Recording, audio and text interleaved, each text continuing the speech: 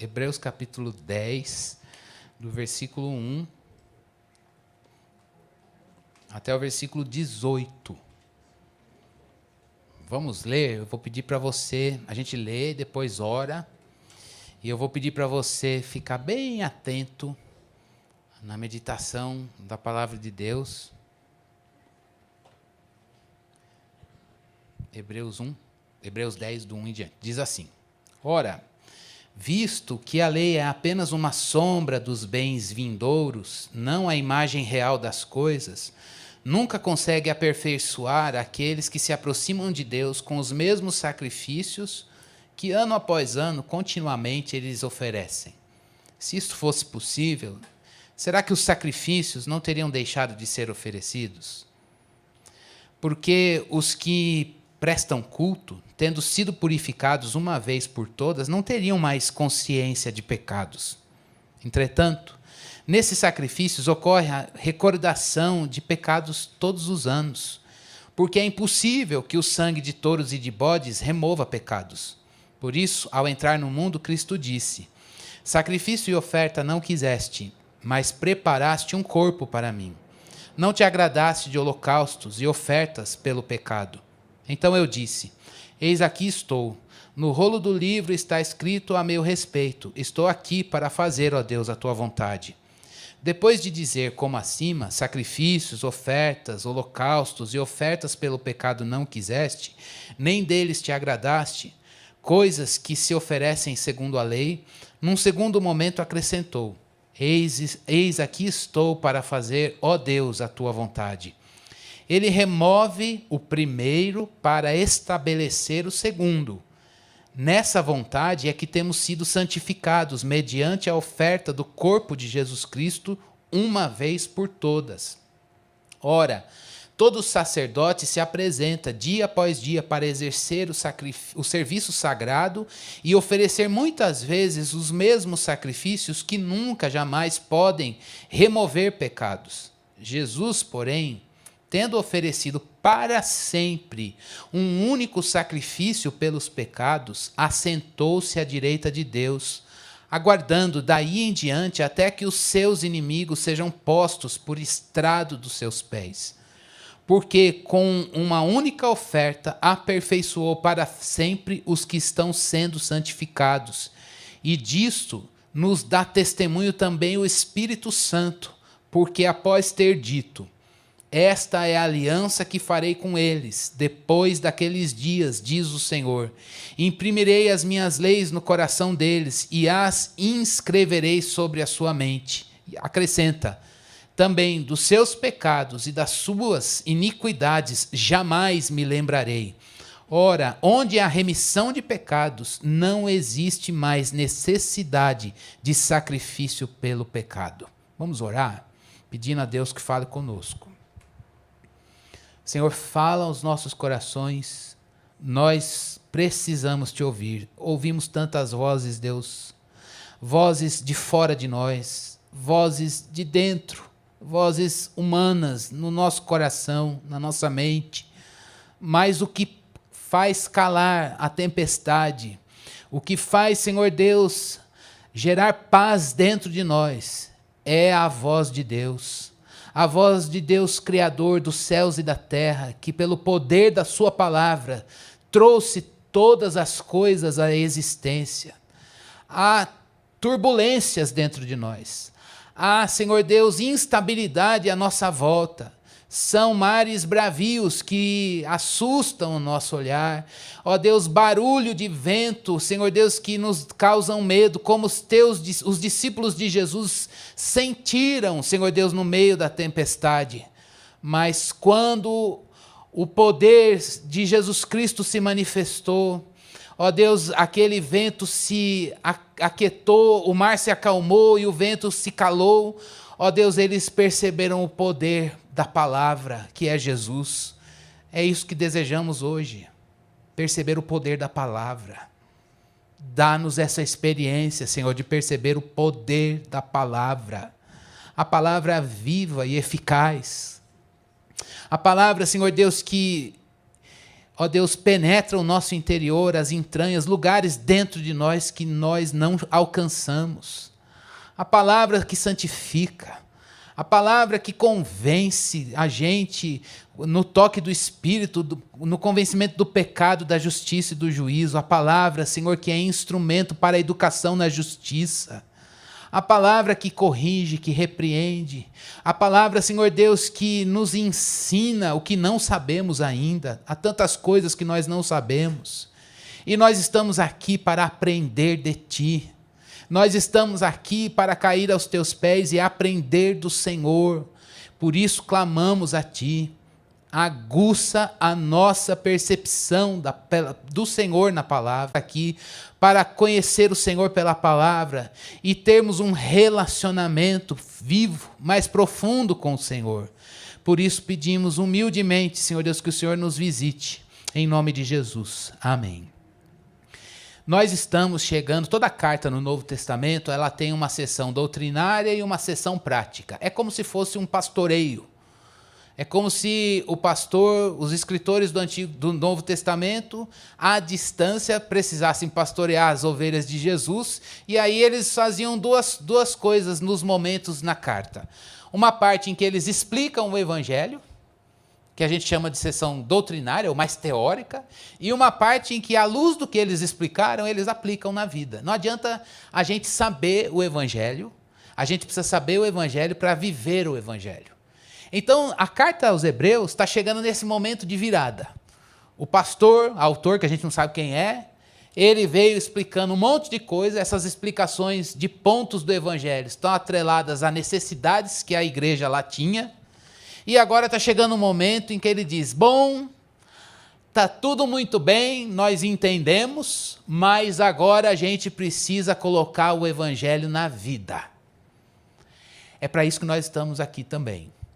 E nesse momento de virada, o pastor lá, autor de Hebreus, e Deus, para mim e para você, porque preservou essa carta para nós, ele faz um arremate. Aí você vai dizer, de novo, parece que a gente já leu o texto da semana passada, não falou nada novo, não falou mesmo. Ele faz uma recapitulação, e aí parece que ele fala de novo a mesma coisa, com outras palavras, e parece que é uma ênfase ou uma desconfiança de que o pessoal não estava entendendo ou praticando aquilo que ele já veio falando sobre o sacrifício de Jesus, sobre a nova aliança, esse sacerdócio maravilhoso e eterno que Jesus Cristo garantiu, instaurou e garante para todos nós. Mas, nessa fala novamente, nessa fala de novo, de falar do sacrifício de Jesus e da nova aliança, coisa que a gente já sabe, já foi objeto da nossa meditação, o autor tem uma ênfase que é um plus, que ele quer dar e que Deus quer esse plus para você e para mim.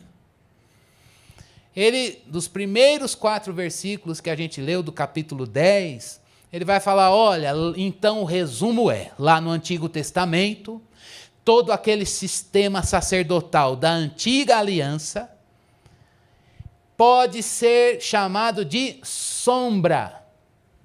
Sombra. É uma sombra da realidade.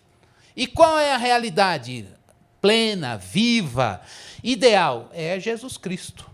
A realidade é Cristo, e essa realidade que é Cristo Jesus, com tudo que ele é, sua pessoa e a sua obra, tudo aquilo que ele fez, tem um caráter definitivo. Então preste bastante atenção aqui, para a gente começar. Sombra e realidade. Realidade é Cristo. Realidade é Jesus, sua pessoa, sua vida e sua obra em você. Como nos nossos irmãos leitores desta carta.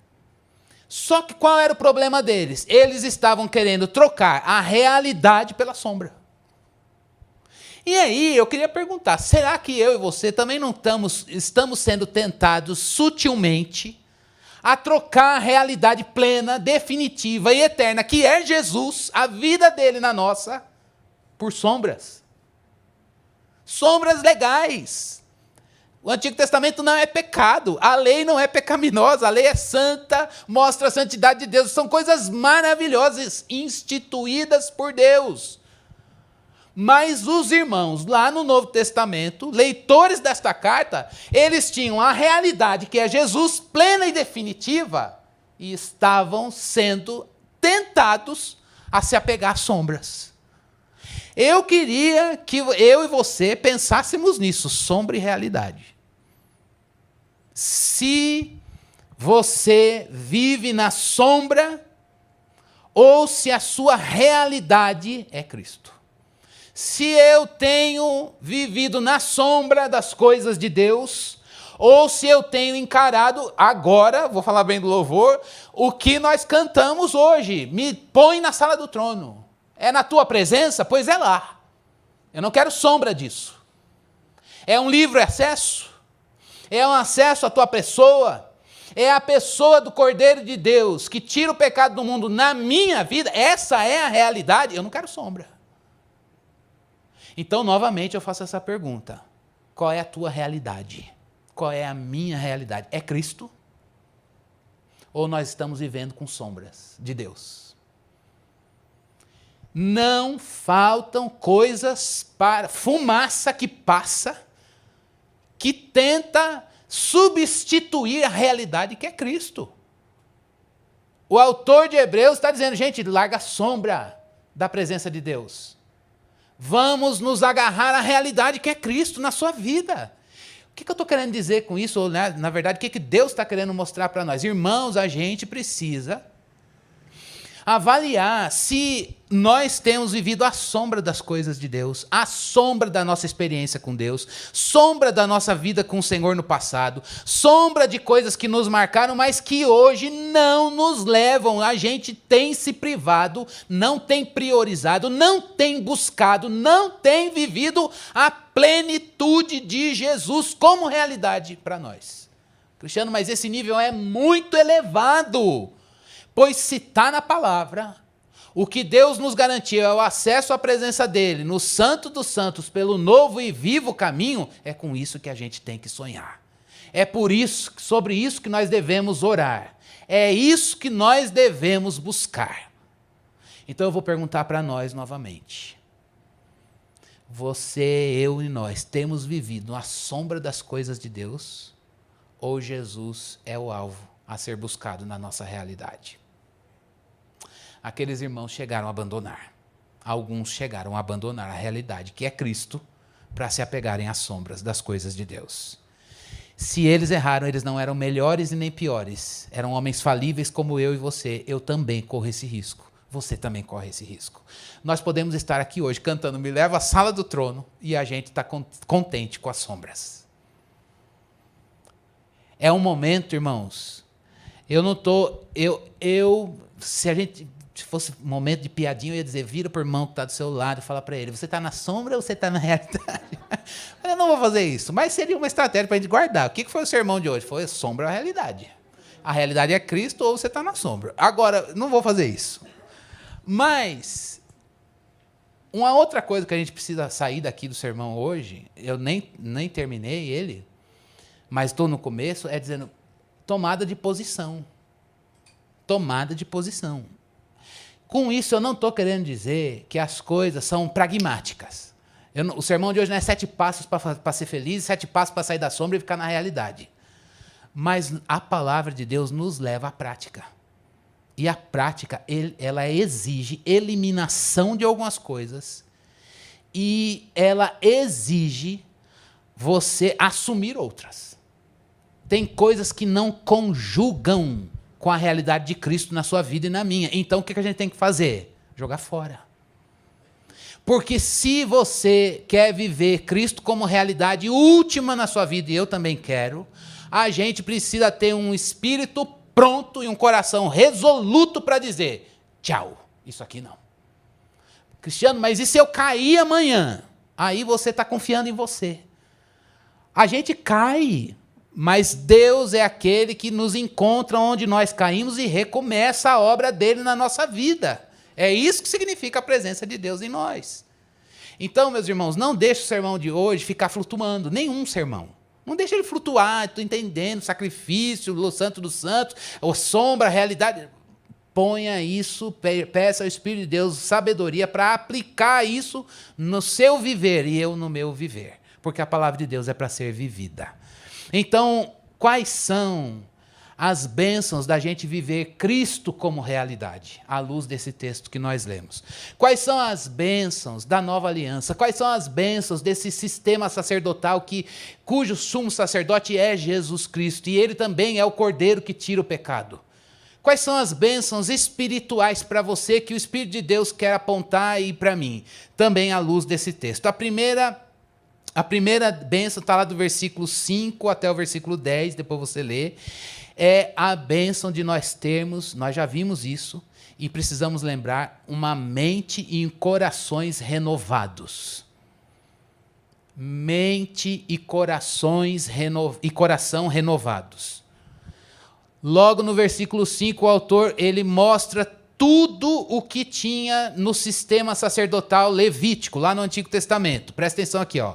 Tinha sacrifício, 2 eram gerais e 2 eram mais representativos. Os gerais, sacrifícios, ofertas, e depois ele coloca holocausto. Holocausto é você colocar um negócio para que ele suba, e ofertas pelo pecado. Então, como era a dinâmica da oferta no Antigo Testamento? Sacrifícios, ofertas, holocaustos e ofertas pelo pecado. Isso acontecia conforme o calendário, ano após ano, e Deus recebia tudo aquilo e perdoava pecado. Agora preste bastante atenção.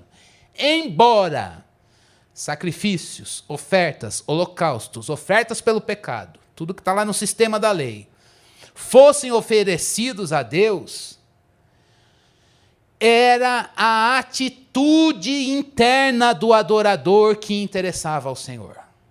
Deus instituiu sacrifícios, ofertas, holocaustos e ofertas pelo pecado? Sim. Mas o que ele queria com essa adoração e essa oferta? O interesse dele não estava no sacrifício, primeiramente, não estava no holocausto, nem na oferta pelo pecado, nem nas ofertas. O interesse último de Deus era na atitude interna do adorador. Ao ponto de Deus, lá no Antigo Testamento, no período dos profetas, condenar. Tem oferta, tem holocausto, tem oferta pelo pecado e tem sacrifício. Mas não há atitude interna no adorador. Não adianta ter sacrifício, oferta pelo pecado e holocausto. Não tem atitude interna. Eu estou recebendo, o rito está sendo cumprido, mas não há mente e coração renovados. Uma primeira bênção dessa nova aliança que o sumo sacerdote Jesus Cristo nos garante ele fez sacrifícios, ofertas pelo pecado e holocaustos. Deus o recebeu, mas a bênção maior, como a gente já viu quando lembramos da profecia de Jeremias 31, é que ele renovou a mente e o coração do adorador. Isso é um primeiro ponto de ter Cristo como realidade. Mente e coração renovados em Jesus. O que significa? Quais são os desdobramentos? Está todo mundo entendendo, né? Quais são os desdobramentos dessa renovação de mente e de coração que o Espírito de Deus opera na vida do crente que recebe Jesus Cristo na sua vida? É uma mudança que nos leva a cumprir a vontade de Deus. A gente não consegue fazer a vontade de Deus por nós. Mas quando o Espírito de Deus, com a base na obra de Jesus, renova sua mente e o seu coração, ele nos dá poder para a gente cumprir a vontade de Deus. Ninguém cumpre a vontade de Deus na sua própria carne. A gente cumpre no poder do Espírito Santo. A palavra de Deus ela é altíssima, ela tem um nível que homem nenhum consegue cumprir. O único que conseguiu cumprir foi Jesus, mas ele não cumpriu para ser só um exemplo. Que legal! Que meu cidadão maravilhoso, ser humano inigualável. Ele cumpriu por você. Ele cumpriu por mim e nos ofereceu a sua vida para que uma vez vivendo em nós, nele nós façamos a vontade de Deus. Portanto, irmãos, sair da sombra para viver a realidade que é Jesus significa exatamente se alimentar de Cristo para você morrer. Para você morrer. Você tem que sumir. Eu tenho que morrer. Você não pode ser achado na sua vida. Cristo é que tem que ser encontrado em você. Ontem eu estava voltando do Vale da Bênção, o nome do lugar que a gente se reuniu ontem, e eu coloquei no YouTube uma pregação, e termina uma, vem outra, e aí veio a pregação de 1994 do Ted Tripp, que é um autor que trabalha coisas para pais, né, educadores, pastoreando o coração da criança, mas não era esse o tema da mensagem, não. E aí, num momento lá, ele diz uma coisa muito interessante. Eu não vou falar direito, mas vou falar a ideia. Ele falava assim, a gente precisa entender que, neste mundo, as pessoas olham para nós, e se há Jesus como realidade na sua vida, ele não usou essa palavra, mas eu estou pondo, elas vão ver Jesus em você. Agora, por outro lado, nós que temos Jesus Cristo, temos que também tomar o cuidado para não assumirmos as coisas que o mundo nos dá. O mundo nos dá Jesus? Não, o mundo jaz no maligno. O que a gente encontra no mundo? O mal moral, o mal espiritual, a atuação de Satanás, uma cultura que não tem Deus como centro. E aí, o que calou no meu coração? O desafio para a igreja de não deixar Jesus Cristo morrer dentro de nós. O mundo sempre vai fazer que você cresça e Jesus diminua. Mas o Evangelho vai dizer que você diminua e Cristo cresça. E é isso que a gente precisa provar hoje, esse sabor da cruz, que é uma experiência de morte da nossa vida. Agora, o que é morte, irmãos? Morte da gente é você não ser centrado em você. Mas você deixar Jesus Cristo atrair o seu gosto, preferência, tudo para o Filho de Deus, ao ponto de você dizer, eu não quero ser mais parecido comigo, eu quero ser parecido com o Filho de Deus, Jesus Cristo, e fazer a vontade do Pai. Para isso, eu preciso de um poder externo, que é o Espírito Santo e da palavra. Por isso que nós estamos aqui hoje. Portanto, irmãos, renovar a mente e o coração ele disse lá, não dá para colocar a realidade sem remover o primeiro. Como é, pastor, que a gente tem essa experiência de avivamento na vida?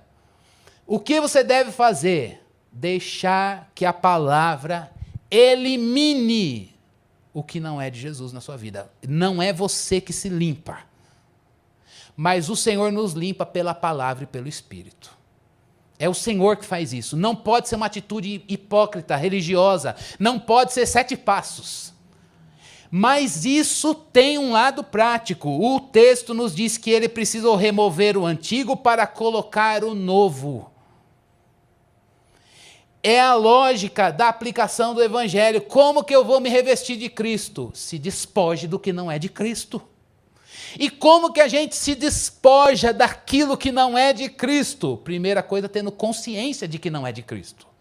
Está na minha vida, minha carne gosta, mas a Bíblia diz que não. Então é não para a minha carne. Mas a minha carne gosta, deixa ela gostar. Tem coisa que a minha carne gosta que escandaliza. Eu falo, quem é canalha? Quem é que te ensinou essas coisas? Nasceu com a gente. E a gente fica triste. Meu Deus, minha carne gosta de coisas bizarras. Gosta mesmo, porque né, o pecado está nela. Agora, eu posso, pelo poder de Deus, e humilhado, dizer, fica aí. Fica aí, pecado. O problema é seu. Eu não sou o que está na carne. Por quê? Porque o Espírito de Deus me dá poder para dizer não para mim mesmo. Agora, isso não é um poder da sua vontade. Não é o poder do seu temperamento. Não é a sua personalidade que é forte. É Jesus que venceu o pecado que está vivendo em você. E pelo poder do Espírito, Jesus diz não. Ao ponto de você dizer não, eu sou fraco. Mas Jesus venceu. Jesus venceu na minha vida. Então, como viver essa mente renovada e esse coração renovado? Deixando o Espírito de Deus remover o antigo e colocar o novo, que é Jesus. Como é que isso acontece, irmãos? Pela interiorização da palavra, interiorização da lei. A palavra, irmãos, as pessoas costumam dizer, o pessoal da fonte gosta muito de estudar a Bíblia. E gostamos mesmo, graças a Deus. Isso não é mérito, não, isso é obrigação. Agora a gente tem que tomar cuidado para isso não nos deixar medíocres. Porque mais do que gostar da palavra, estudar a palavra e ensinar a palavra, a gente precisa ter a palavra no caráter, na vida. E aí é o Espírito Santo que faz essa combinação. Que combinação é essa? Lei interna e remoção do pecado.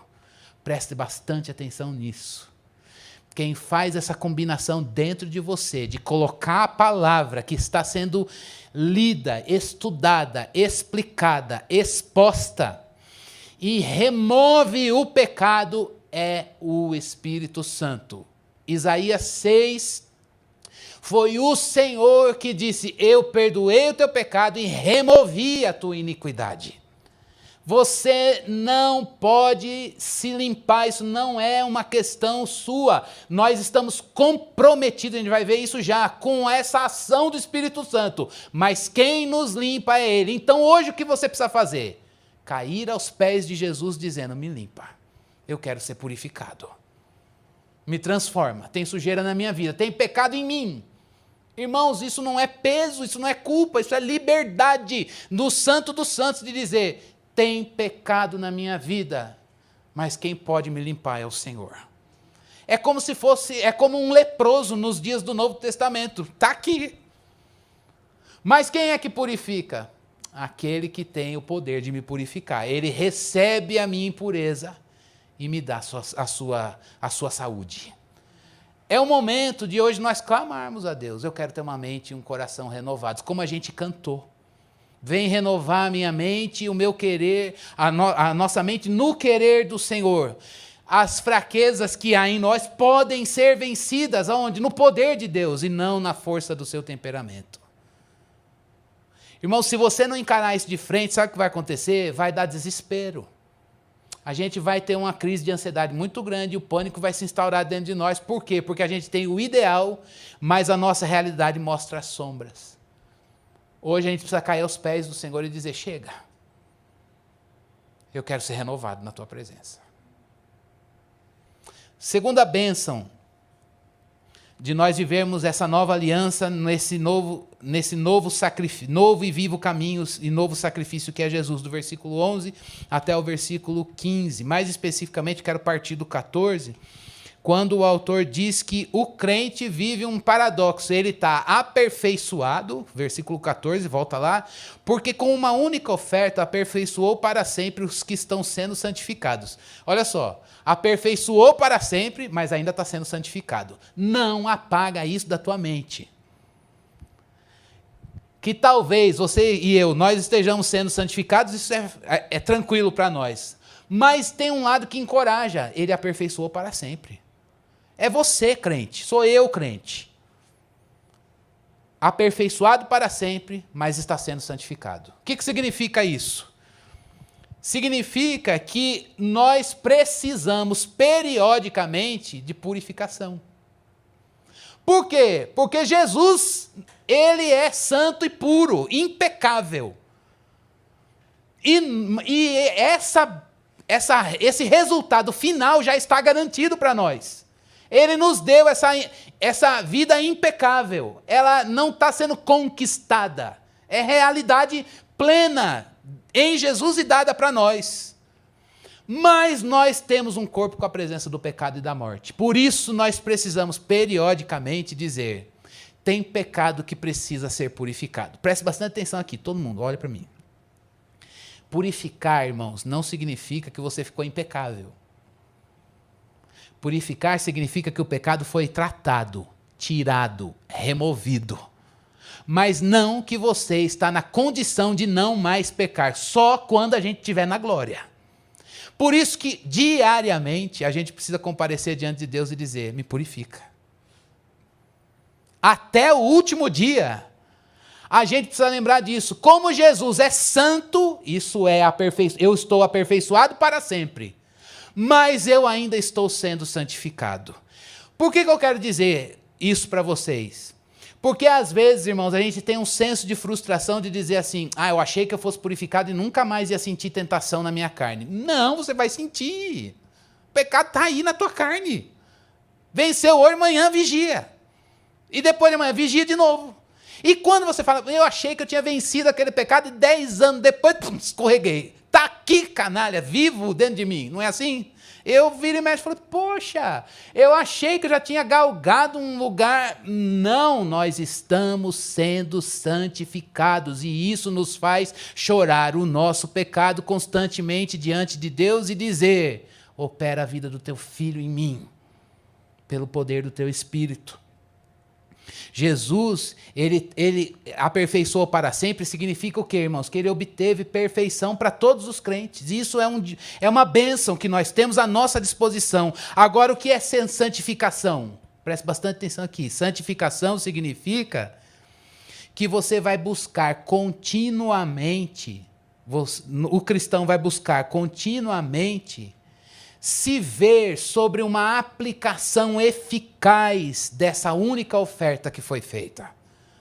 É por isso que hoje a gente está aqui dizendo, eu não estou aqui para pagar nada, eu não estou aqui para me sacrificar, sacrifício que Deus aceita e que remove pecado foi aquele feito lá na cruz do Calvário por Jesus Cristo. Agora, esse sacrifício que foi feito por Jesus Cristo, esse sacrifício, ele me dá conta. Ele dá conta da nossa vida, da sua vida, do seu coração, do meu coração. E é isso que nos leva a buscar constantemente o sacrifício de Jesus Cristo, feito de uma vez por todas, na nossa vida e no nosso coração. Então, prestemos atenção no sentido de que a bênção da nova aliança é nos deixar na condição de santificado. É uma bênção buscar santificação, irmãos. Eu fico muito feliz quando o Senhor vem ao nosso encontro, vem ao meu encontro, vem ao seu encontro e mostra para a gente o que está dentro de nós, o que está nos perigos de cilada à nossa volta. Fico feliz, ao ponto da gente dizer, Deus, muito obrigado, porque o Senhor mostrou uma cilada, talvez lá no trabalho, uma cilada na família, nas minhas próprias demandas. O Senhor me mostrou uma situação perigosíssima para que eu caísse. A gente tem que ficar feliz quando Deus convence a gente do pecado. O Senhor mostrou coisas que talvez os outros percebessem em nós, mas você não percebia em você. E Deus mostrou para você. O que a gente precisa fazer? Como a gente responde? Senhor, muito obrigado. Porque hoje eu não estou cego. Antes a gente estava cego para o pecado. Hoje o Senhor me deu vistas para ver tua santidade. Que legal. Que bom. Isso é maturidade, isso é santificação. Agora o que eu faço? O mesmo Deus que mostrou alguma coisa, uma cilada fora, ou algo perigoso dentro de você, de mim, de nós, ele também vai dizer, o caminho para que esse pecado saia é o sacrifício do meu filho lá na cruz. Se aproprie dele, busque. Permita que o sacrifício de Jesus purifique você desse mal. E é aí que entra um coração humilde e quebrantado. Porque eu acho que na nossa geração, identificar os nossos pecados não é um problema. O problema é que a gente identifica, mas não chora. É como se... eu sei que eu sou... A coisa mais horrorosa é quando eu digo e quando se você diz. Ai, para você e para mim. Eu sou assim, eu sei que o pecado é assim, está aqui na minha vida. E não tem um chorinho por nada. A santidade de Deus não te leva a dizer, socorro, Jesus. Queria ser diferente. Queria ser como teu filho. É aí que entra o fervor da santificação. Santificação não é peso, irmãos. Santificação não é autoflagelo. Não, preciso purgar meu pecado. Santificação é o choro de libertação. Mas um choro que tem resposta, que foi respondida. Um choro que foi respondido lá na cruz. É aquele choro que diz, meu Deus, o meu pecado é tão grande e abundante, mas a graça superabunda. Que legal eu poder ver que o sacrifício de Jesus me purifica deste pecado que me assola. Ele é eficaz. Ele muda meu coração. Ele transforma a minha vida. Eu não preciso mais seguir nesse caminho. preciso de poder. Segura na minha mão, Deus. O caminho do pecado eu sei. Agora, o caminho da santidade eu não trilhei. Eu preciso que o Senhor vá à minha frente. O Senhor me guie nele. E aí a gente sonha com Deus. Busca o Senhor. Deseja mais do Senhor. Isso nos leva, irmãos, na santificação, muito cuidado com essa palavra, eu vou usar só no contexto aqui, a um autossacrifício voluntário, na busca por Jesus. Um caminho que está aberto para a gente viver. Por que você está aqui hoje? Se não for para buscar Jesus na sua vida, irmãos, como realidade, é religião. É você querendo fazer alguma coisa para chegar até Deus. E o Evangelho não é isso. O Evangelho é Ele que veio a você. Ele que te buscou, morto no delito, no pecado, e te trouxe para a vida do Filho dele, ao ponto da gente dizer, não vou negligenciar meu tempo para buscar o Senhor e a sua face. Por quê? Porque eu sei que buscando o Senhor eu não vou sair de mãos vazias. Ele vai conquistar meu coração, Cristo vai crescer, eu vou morrer cada dia mais. E eu vou ser purificado pelo sacrifício que já está feito, que é eterno. Porque é um sacrifício que é eficaz. Mas eu ainda estou em processo de santificação. Não pare de se santificar. Então, depois eu volto para a gente arrematar. E a terceira bênção, que é do versículo 17 ao 18, é a bênção do perdão. Preste bastante atenção nisso, irmãos. O texto diz que duas coisas são necessárias para a gente viver a realidade que é Cristo. A gente ter a palavra interiorizada, mas também ter o perdão introjetado, interiorizado dentro de você. Perdão de Deus. O texto diz que o processo de Deus nos reconciliar com Ele já está feito. Não tem mais que pagar nada. Então, não adianta, a gente precisa entender que os nossos pecados passados, presentes e futuros estão pagos pela graça de Deus no sacrifício que Jesus Cristo já fez. Então, o processo já está finalizado diante de Deus. Só que nós estamos no tempo em processo de santificação.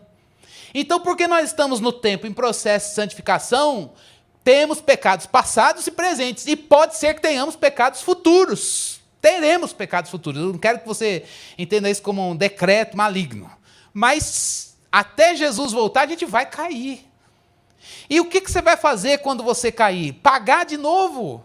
Não. O seu pecado passado, presente, futuro está pago pela graça de Deus. E o que a gente faz se porventura nós cairmos? Se apropria do preço que foi pago. Como que faz isso?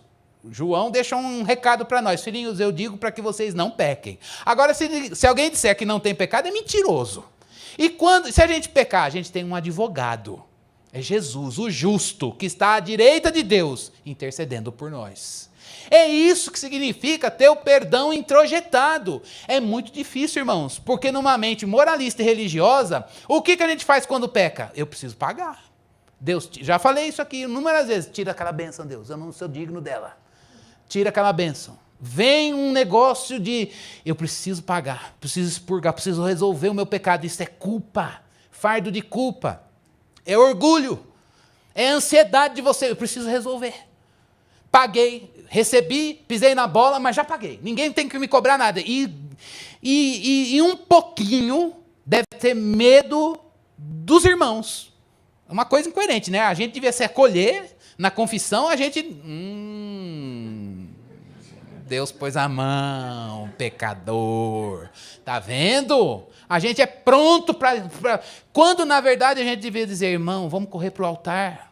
Vamos correr lá para a presença de Deus, para o Santo dos Santos, porque é lá que tem um sangue que foi derramado, que limpa você, que vai perdoar esse pecado, e não apenas perdoar, mas vai remover essa pecaminosidade. Vai tratar o pecado.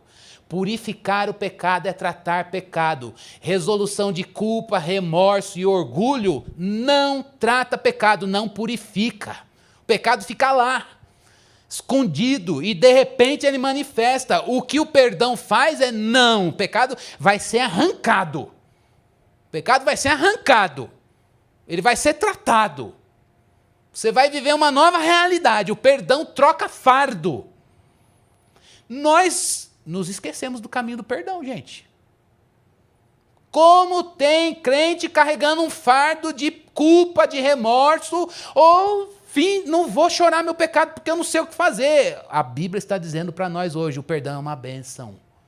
O perdão vai medir a falta, o perdão vai chamar o pecado pelo nome, o perdão vai dizer quão grande ele é, quais são as consequências dele, mas tudo isso sem acusação, sem culpa, e vai dizer o caminho para a restauração é esse aqui.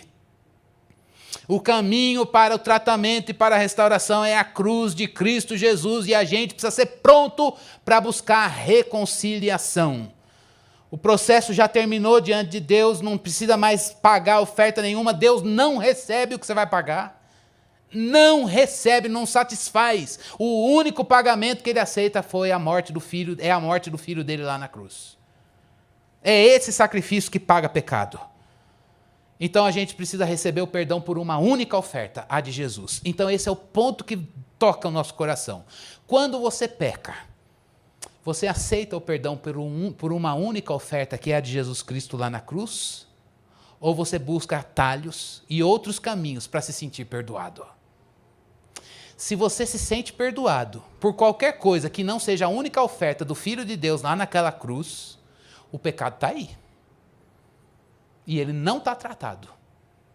Agora, se nós recebemos o perdão pelo sacrifício de Cristo Jesus, isso nunca vai virar uma graça barata, como a gente conhece do livro do Bonhoeffer. Então eu posso pecar porque Deus já está perdoado. Não, porque o perdão, ele põe nojo do pecado. O perdão faz a gente dizer, eu não quero isso. Isso não condiz com Jesus.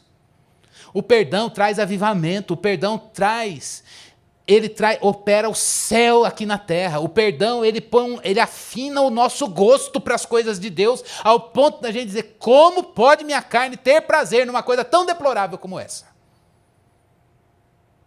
E aí a gente vai vendo, isso é um milagre. Lembra daquela música que diz, um milagre eu sou? Não vão lembrar. Anos 1980, Prisma Brasil, quem é que vai lembrar? Um milagre, eu sou. É isso aí, eu sou um milagre. Por quê? Porque Deus operou um gosto pelo céu. É com isso que a gente devia sonhar.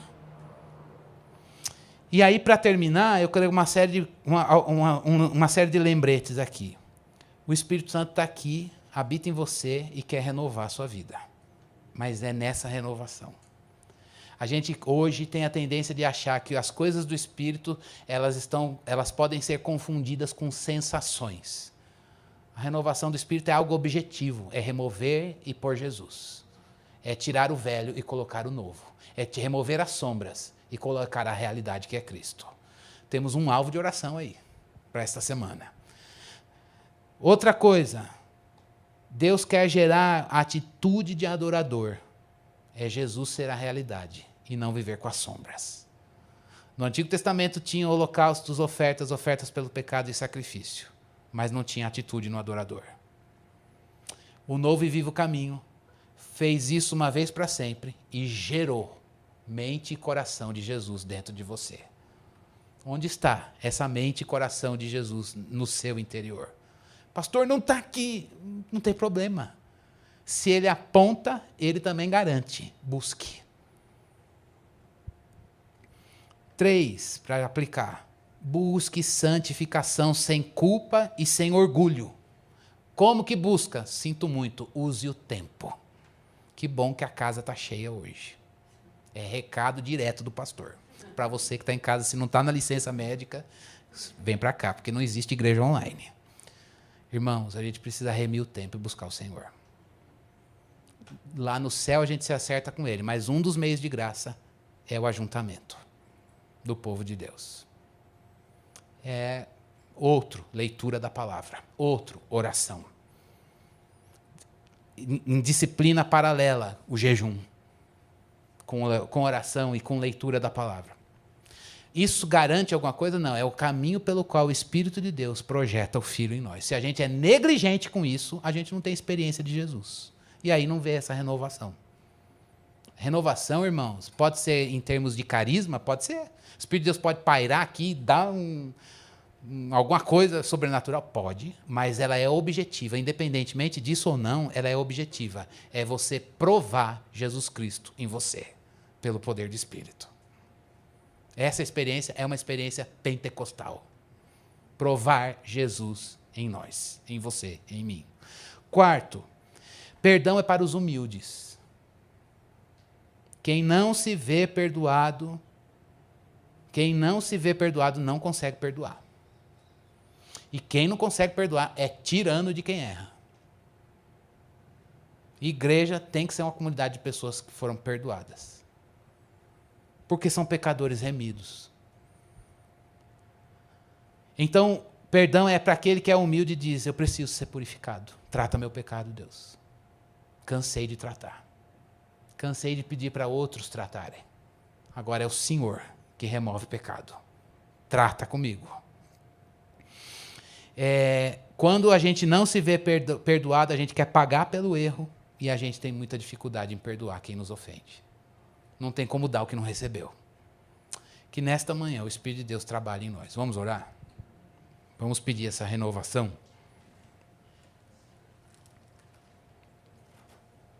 A gente também cantou. Está vendo como eu estou me redimindo com o louvor na fala da semana passada? A gente cantou que o Espírito de Deus está aqui, operando em nossos corações. Que legal, né? Ele está operando, a gente quer que ele opere no trabalho, nas instâncias, nas estruturas, mas ele está aqui para operar em corações, porque operar coração é só o Espírito de Deus que pode fazer.